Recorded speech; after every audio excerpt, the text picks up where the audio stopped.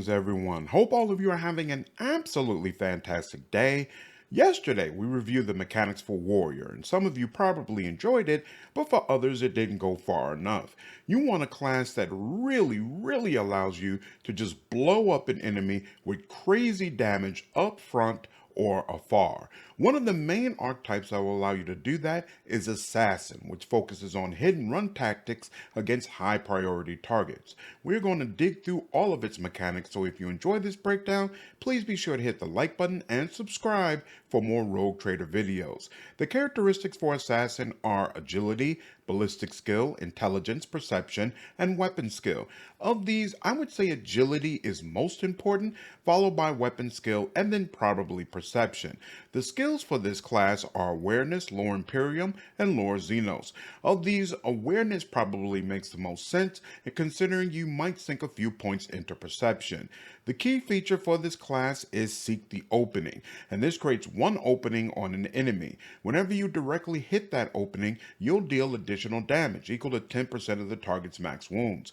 After each attack, the opening is moved to the opposite side of the enemy. Any openings you do not hit are moved to a random side at the start of your next turn. Obviously, this can be a massive amount of extra damage, especially against bosses. At level 4, you're going to unlock your ultimate ability, Dispatch, which allows you to make an attack against one enemy that cannot miss and deals 50% more damage. It also deals additional damage equal to 25% of the target's missing wounds. Your dodge reduction, armor penetration, and parry reduction are doubled for this attack. Probably doesn't need to be stated that this is absolutely a boss killer in the right hands. There's also a Desperate Measures version of this, which causes you to suffer 100% more damage until the end of combat. Obviously something that you want to consider carefully. At level 12, you start choosing 2 upgrades from a list of 4.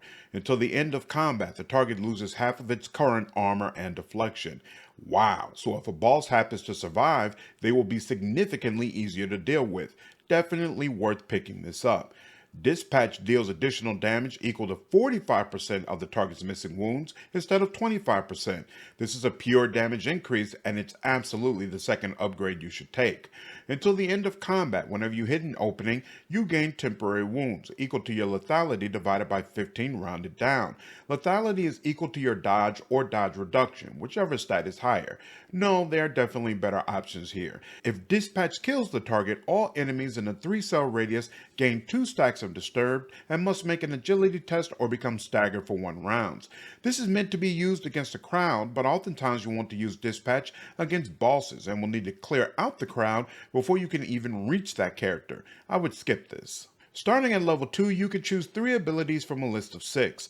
Death Whisper lets you make an attack that does not count towards your attack limit or stop movement, but only deals 25% of your base damage. If successful, the target suffers from a hemorrhage, and at the beginning of each turn, they will receive rending damage equal to your lethality bonus. Rending damage ignores armor and deflection. This attack costs 0 action points and is a great way to whittle down a character you know you cannot eliminate in one hit, and without question, you should take this. Elusive Shadow causes you to become enemy's lowest priority target, and you gain the elusive status for 1 round. This status allows you to move through enemies, increases your damage by 10%, increases the cover efficiency of half cover by 50%, provides a percentage bonus to dodge equal to your agility bonus, and a percentage bonus to dodge penetration equal to your perception bonus. This effect fades once you attack, and without question, you want to pick this up. Poised to Strike imposes a percentage penalty to armor equal to twice your agility bonus, and a penalty to deflection equal to your perception or intelligence bonus -1, whichever one is higher, on one enemy until the end of your turn. This is a great option against heavily armored bosses, so pick it up. Dance Macabre allows you to dash in a straight line for an amount of cells equal to 1 plus half your agility bonus, and during this dash, damage from attacks of opportunity receive a penalty equal to your weapon skill bonus, and you gain a percentage bonus to dodge against enemies you dash through equal to twice your agility bonus until your next turn. This might be useful if your assassin is your highest damage dealer and you really want them to zero in on a high priority target quickly. Well-entrenched snipers come to mind. 9. Killing Edge causes you to attack and grants the enemy a 40% increase to dodge against the attack. If it still hits, you deal additional damage equal to your lethality divided by 7, rounded down. If you hit an opening, the additional damage receives a percentage increase equal to your lethality. 40% is a massive amount, especially considering enemies get sky-high dodge later in the game. I would skip this.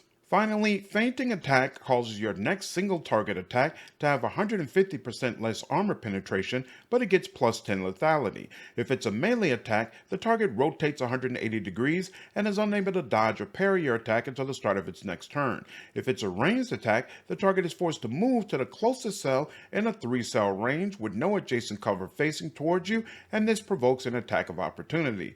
This is interesting, but the massive armor penetration penalty will oftentimes prevent you from using it against the character you really want to, and I would skip this. Starting at level 3, you will begin choosing talents. You can select 7 talents out of a list of 24. The first list of talents comes from your archetype, while there's a second list of general talents that all characters can choose. I would strongly recommend in this screen you strictly focus on archetype talents. You get 4 opportunities to choose talents only from the general list, and that's when you should select some of them. Creating opening is triggered when a party member connects with a critical hit and causes an opening to be created on the side closest to you. Without question, pick this up. Party members who are built properly should deliver critical hits all the time.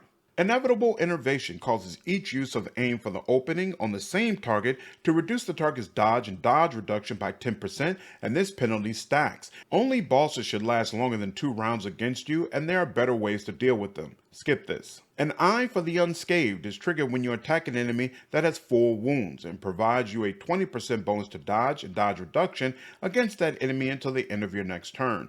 This should be triggered constantly and is definitely worth picking up. Professional Acumen causes the first use of an assassin ability every turn to cost 0 action points. This will do a lot for your action economy, so definitely pick it up. Perfect Opening gives you a percentage bonus equal to lethality to deal additional damage towards an opening equal to 5% of the target's max wounds. If you have a high agility rating and consistently attack openings, this is basically a flat damage bonus, so pick it up. Bringer of Doom is triggered when you attack an enemy with a single attack, and it reduces their armor and dodge by 15% until the end of your turn. I'd like it more if it's stacked, but as is, I would skip it. Ambush gives you a 7% bonus to hit chance and critical hit chance against enemies that do not have you in their line of sight. If you are playing as a ranged character, that could be really nice, but as a melee character, I would probably skip it.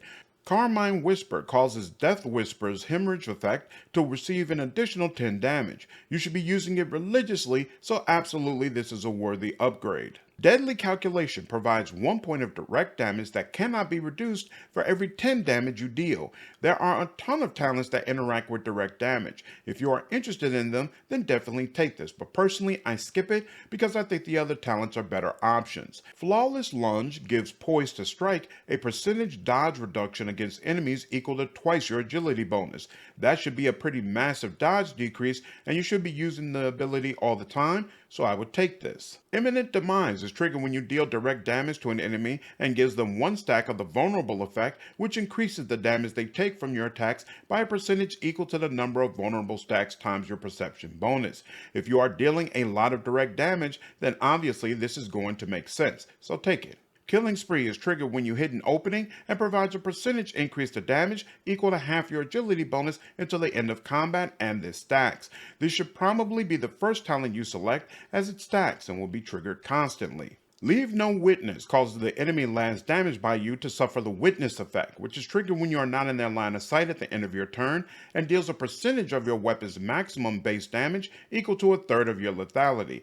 For a sniper, this might make a lot of sense, but for a melee character, it will be harder to control when you are or are not in the line of sight of your enemy. Lethality Heightens is triggered when you deal 5 or more direct damage to an enemy with 1 attack, and provides a plus 10 lethality bonus until the end of combat. This bonus stacks. If you are dealing a lot of direct damage, again, this is definitely going to make sense. Lone Killer is triggered when you have no allies in a 5-cell radius, and provides a 10% bonus to dodge and dodge reduction. No, there will be a ton of situations where this just isn't feasible. Mortally effective is triggered when you hit a target with an attack that has 100 lethality or greater for the first time in a round and allows you to regain the action point spent for that attack. If your character has been focusing on agility, you'll get past 100 on dodge by Act 3, so this is a fantastic late level pickup. Seize the Advantage provides a plus 15 lethality bonus against enemies that are slowed, immobilized, or have a hemorrhage. The bonus can be gained from each of those effects. Nah, you should already have plenty of lethality and there are better options. Elusive Speed is triggered at the start of your turn if you are elusive and provides 4 additional movement points and 10 lethality until the end of your turn. No, there are a ton of great talents here, so this doesn't make the cut. Outsmart is triggered when you hit an enemy without hitting an opening and provides a dodge bonus equal to twice your agility bonus until the start of your next turn. You should be hitting openings constantly, so skip this. Esquiv is triggered when you successfully dodge and grants a percentage bonus to damage on your next attack equal to a fifth of your lethality. If you have invested heavily into dodge, you'll be dodging attacks left and right, making this a no-brainer.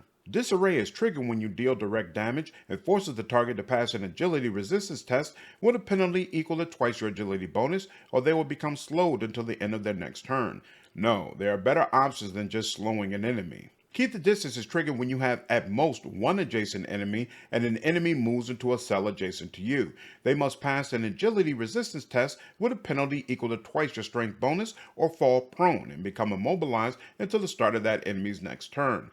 This is kind of sick, both thematically and mechanically, so I would pick it up, especially if you have invested into strength. Morbid Parade causes Dance Macabre to deal additional direct damage equal to your agility bonus. I don't use that ability, so the bonus doesn't appeal to me, but it might work for you. Finally, Gruesome Gust reduces fainting attacks armor penetration penalty by 20%. 30% is certainly more manageable, but I still skip this. That's all the information I have regarding assassin mechanics. If you have any questions or feedback about this video, please leave me a comment down below. Hope all of you enjoyed this video. Take care.